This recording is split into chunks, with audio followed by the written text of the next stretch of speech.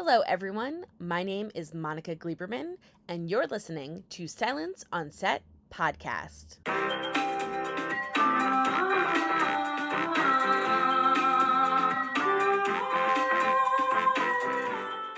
Sabrina. It's so nice to meet you.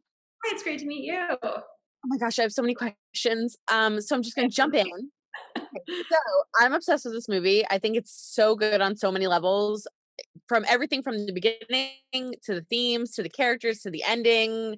I was just in for the whole thing. Thank you. So I just wanted to know, like, for starters, kind of how this came across your desk and why this was a project that you wanted to be connected to. Yeah, well, I actually co-wrote the script. So I wrote it with my friend Rishi Rajani, and we uh, wrote it kind of in this bubble with the goal of making it for me to direct.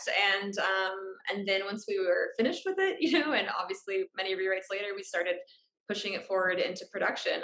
So it was something that I set out from its very inception with the plan to direct. Okay, so I was wondering, because I was like, some writers I know sometimes like to just give it off and let someone, but you wanted to definitely direct this film. This was like your baby. Got it.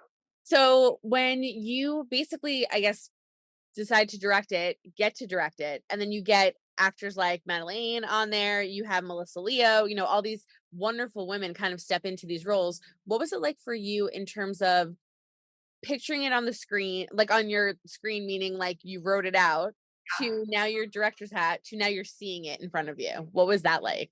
That's a great question. It's a really special experience, Writing it, you have such a specific version, and then you start to think about it as a director, and it's like I could see these characters, but I didn't write for specific actors or anything like that. It was just these characters in my mind took their own shape, and I was so lucky to, in the casting process, find amazing actors who really embodied the way I saw them, and they did this wonderful thing of partially bringing exactly what I pictured to life and then bringing their own flair and decisions. And these characters morphed into something new and deeper, while retaining the image that I had in my mind in a certain way.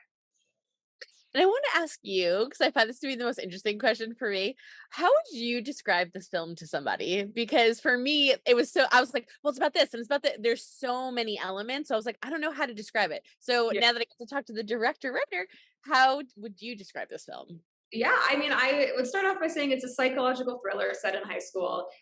It's a heightened, dark reality, but it's about anxiety, and the pressures kids face and internal pressure in social media.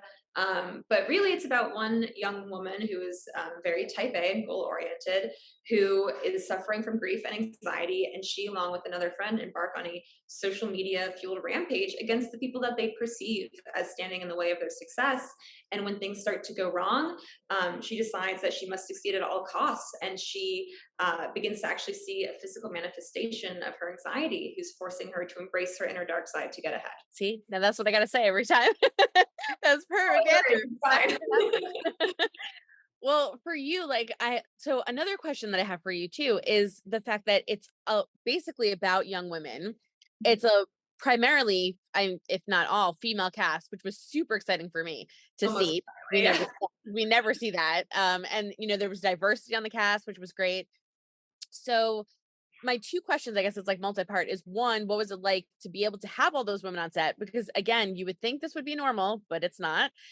So what was it like to have that? And then the second element is, was that part of the reason why you wrote the script in terms of what women have to go through, that there is so much pressure for us in certain aspects of our life, specifically when you're young and in high school? Totally. So to answer the first part of your question, it was awesome. Not only in front of the camera is it mostly women, but behind the camera, also mostly women. A lot of our producers, my DP, AD, myself, obviously, even in post production, our editor, our composer, lot of awesome, awesome women. And it was so cool because partially because it's great working with women, but partially because this is a female driven story. And so it's really great to have that representation both in front of and behind the camera. It was really important in writing it. An all girls school, I think, answered the question of, well, why aren't there a lot of boys, and like who do they have a crush on? And this movie just isn't about that. It's not that type of film.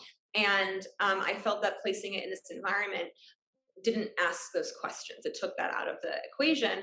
And also because as women, yeah, you have a lot to think about, especially with social media. Do I look cute? Do I look like I'm not trying too hard? It's very curated. I think female friendships at that age can be extremely complicated because they're so deep and they're also a little competitive and they're very nuanced.